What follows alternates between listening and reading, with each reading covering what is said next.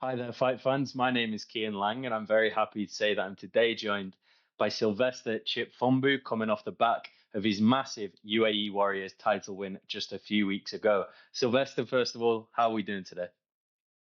Very well, thank you. Thanks for having me. I really appreciate it. Absolutely. Thank you very much for being here. And of course, I mean, how has life been since winning this belt, winning the title, and claiming your second world championship? It's been great. It's been great. I'd like to say, not to seem cocky or overconfident. I think it was about time. It was about time, and it was expected. It's just been a long time coming. My first ever fight in the UAE was a title fight in the fell short. So I just felt like this was my second chance, and I didn't want to let it go, so I did everything in my power on my side to get the win, and I expected it to happen that way. So, nothing new. The belt is just a cherry on top.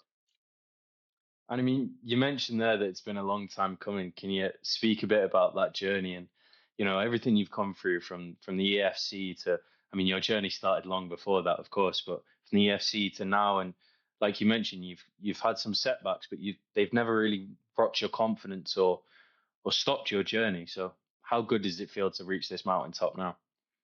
Oh yeah, no, it feels great, man. I think when Easy said, I hope everyone gets an opportunity to feel the way I'm feeling right now, and I think that's exactly how I'm feeling. And going back to EFC, I don't know if you followed my journey. My first title fight again, I lost my first title fight, and then on the second crack, I got it. So I felt like this was like, deja vu. Same thing happened in the UAE Warriors, lost my first title fight, and it was like a replay of what happened in the EFC. So yeah, I think I just had to do my part, and yeah, look at me now. I'm a two organization world champions. Yeah, it's the best feeling, But the work continues. Like now, I'm at the top. I have a target on my back, so straight back to training. Trying to get better, and I rewatched my fight a couple of times.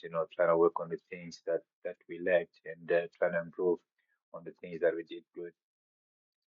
I mean, I love the fact that you brought up that Zulu fight because you may have come up short, but that was a really class fight until the end, in my opinion. But I mean, looking at this one, heading into it, it kind of felt to me like a lot of the talk and a lot of the narrative and the expectation was kind of put on Ali.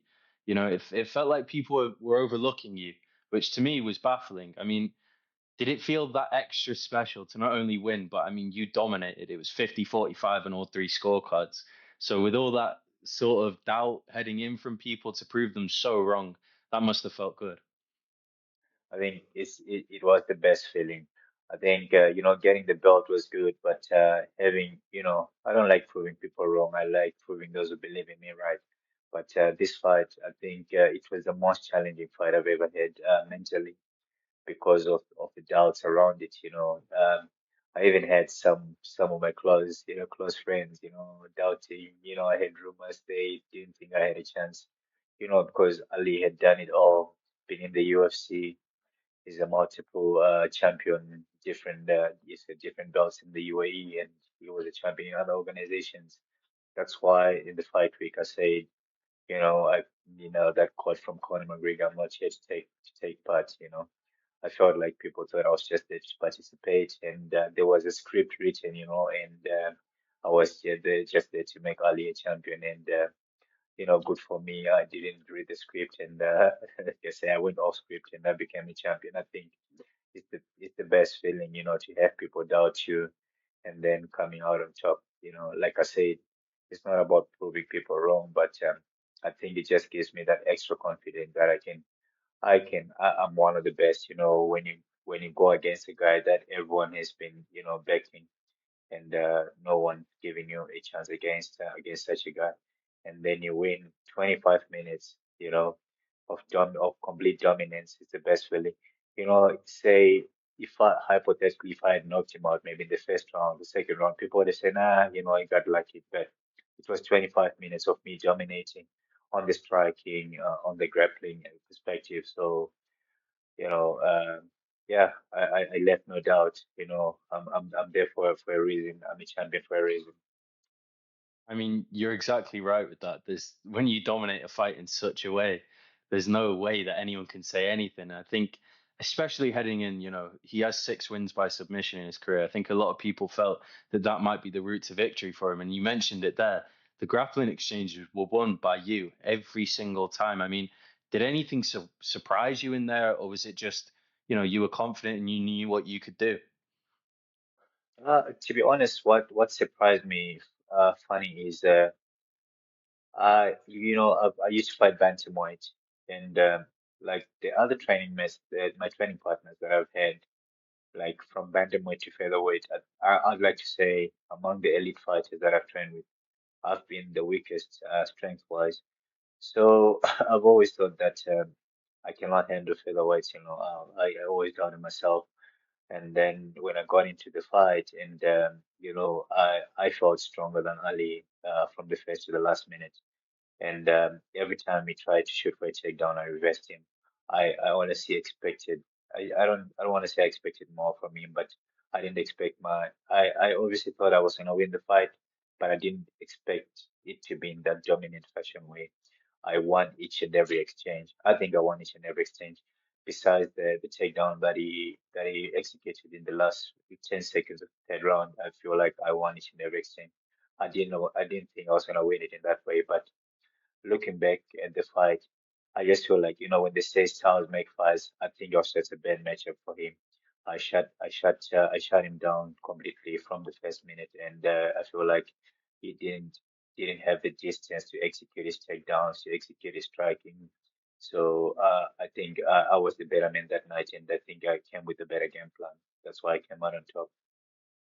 Definitely. And looking ahead to the future now, is the plan to remain at featherweight, or do you have plans to maybe move back down, or is it just, defend the belt and see what happens? No, I don't think I'll ever be able to fight bantamweight again. Because I was supposed to fight in Jan. In Jan, I was gonna do a catchweight fight at 64 kg, and then I got injured. I think that's when I decided. I sat down with my coaches, and I decided I'm moving up to featherweight. So since January, I was focusing a lot on strength training because I couldn't be on the mats. I did lots of strength training and again lots of muscle. And I could feel now when I cut to featherweight, when I got towards 145, I could feel it. So I don't think I'll ever be able to make bantam again. So I think I'm just gonna stick to featherweight and defend the featherweight title. I think I felt great in there. Physically I felt good, and I don't want to focus on cutting weight. When I used to fight bantamweight the last like 3, 4 to 4 weeks, it was just all about weight cuts. You don't train properly. But now even in fight week, I still go hard, high intensity if I want to. So I'll stick to featherweight. Well, I think you certainly looked, in my opinion, the best you've ever looked in your career. So featherweight seems to be the move. And I mean, you mentioned your team there, and I mean, it was an incredible week for the whole gym. I imagine, of course, Simbarashi Hakonya, who again, if we're talking about people that shouldn't have been underdogs, I could not Yeah, believe the odds they had of that going into his fight on PFL Africa. Then, of course, Damate Pena yourself. Does it help not only to see those guys win before you, but also to be in training camp at the exact same time? You're all hitting your peak at the same time. I imagine that makes for great sparring partners in the gym. yeah, it's a definitely, especially I'd say for Simba Okonya. I mean, this is a kid without any MMA amateur background. He came from boxing and jumped straight into pro MMA. And I think being a heavy underdog, it's just when I see Simba Kenny, from where he started, I feel inspired. This is a kid who hasn't been in the game for, I don't think it's been 3 years in MMA, and now he's in the semifinals of the PFL. He was the number one contender featherweight in EFC, you know, and obviously like you saw Jamati in my corner, learning from people like him. I mean, he's seen it all. He's done it all. He was a multiple, like two-division champion in EFC, bantamweight champion in Aris, and now I think in my opinion, the number one contender in the bantamweight division in UAE Warriors. So, just having people like that. And I trained with Justin Smith. He was in my corner for this fight in Dubai for 3 weeks. One of the best strikers I've ever trained with. And he's also one of the people is mentally strong. He knows what to say. I want to say when I spent those 3 weeks with him, we trained in the morning, got home, rested, trained again in the afternoon, trained in the evening, and just being around someone like him helped me mentally because I was finding some mental battles before this fight, And yeah, props to all the guys, Rudy and Gelson, my GGME.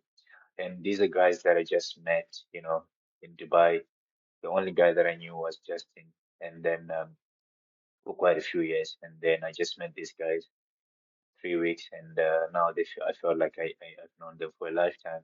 It's really changed, my perspective inside and outside the cage. I think I definitely became a better human being, a better athlete after this fight. That's great to hear. And I mean, some of the names we've just mentioned, including yourself, it feels to me like a real golden time and progressive time for Zimbabwean MMA in particular. I mean, other guys like Nicholas Wende, Temba Garimbo, Luis Mataya, who's another beast on UAE Warriors. I mean, it feels like things are starting to move in the right direction for the country. How important is it for you to help to grow the sport and keep progressing the sport so people can train out of Zimbabwe and have the right facilities that they need to do so? Look, I've always said, to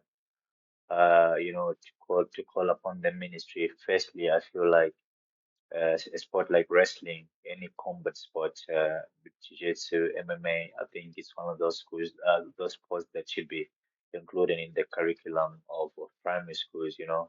Uh, like for myself, I think combat sports, MMA in particular, I'd say saved my life. And it's changed who I am as a human being, and I feel like it can do a lot for kids, especially back home. I mean, July especially was a very big month for Zimbabwean combat sports. Bevin Sibanda is also one of my close friends. He's IBF world champion now. That was in July. Simba Okonya, he won his fight. Just before that, Luis Mataya, he fought and won. And I get motivation from these guys. And these are people that I know on a personal level. And if they were not into fighting, I don't think would be here today, all of us. So it changes lives, and I feel like as an African, I don't I don't know if it happens to you guys. Think like sports and like music and acting and stuff like that are things that are overlooked. Parents just want it's good for kids to go to school, get educated, get your degree, your diploma, and everything. But it's also good if a kid chooses to do sports. That's if they do their education and stuff and they still do sports. I think it's a good thing for us. But I think a lot of parents don't allow their kids to participate in sports and everything. But if you follow a lot of people who have become successful sports people, especially in the combat sport, and you look where they come from, I mean, their stories, they're the best stories. Like this, like I call them Cinderella stories. So yeah, it's happening, man. I'm very happy, and I hope like guys like Nick Wende, Simba, and when kids from Zimbabwe, kids from Harare, kids from Guerrero look at people like that, it also gives hope to the kids out there to believe in themselves and chase their dreams in whichever walk of life you're in. If you put in the work, you stay consistent, you believe in yourself, you'll make it happen, whatever you do in life. It's so inspiring to hear, and it's such a great time. I'm the PFL Africa tournaments. I think that they're huge, and getting those tournaments in Africa and getting these big promotions to give some love to the continent because I think the UFC can do more, especially now Dricus is champion over there, and it feels like things are starting to happen. So hopefully that can carry on. And for you mentioned there the upbringings that people have had. For you to come from where you've come from, and now you're here at this point. I mean, do you get that opportunity to to sit back and really appreciate the journey and look back on it and look where you've come from to where you are now? Yeah, I always, every day. I think it's what keeps me humble, like, and every day, you wake up, you count your blessings, I'll say a year ago, I prayed for to be where I am today, and it's a blessing. It's not everything. It's not everyone who can feel or who can be where I am, So I always appreciate where I am. And obviously, I worked hard for it. I believed in myself, and I built a network of good people around me who believed in me, who pushed me to be where I am, and I'm grateful for that. But I think each and every day I always remind myself of where I come from, because I don't want to go back to that place. I don't want to go back in that hole again. So you always have to remember where you come from, and I think it always makes you grateful also for where you are right now, because sometimes you find yourself complaining in life, and then you remember that a few years ago, you know, you were praying for, or you were hoping to be where you are right now. So you should be grateful, and you should keep working. You should be happy. Uh, should be content with what you have, but you should also keep working hard. The sky is not the limit. You are the limit. If you keep working hard consistently, keep a circle of good friends around you. Have good people who push you, who are honest with you. When you're slacking, they tell you you're just slacking. And I think you'll go far. You will achieve whatever you want to be. Like Jenna White said, was it Jenna or Joe? I don't remember. This generation is filled with lazy people these days. If you just work just a bit hard, or just a bit harder than the average person, you will become the best at what you do. Absolutely. It's an inspiring message to share. And I can't thank you enough for your time today, Sylvester. It's been a real pleasure to speak to you, and best of luck in your next fight. I'm looking forward to seeing you get your hand raised Uh, again, brother. Thank you so much. And one other thing I remember before my fight, it's one of the things that, I don't know, should I say change my perspective. Also, it was a good thing when you said, I'll talk to you after your fight, when you have the belt, when you become the champion. Thanks for those words. Yeah. They're great Hey, words. I knew it would happen. I knew it would happen. Thanks, man. Thank you. Appreciate it. Absolutely. Looking forward to the next one, brother. Thank you very much for your time.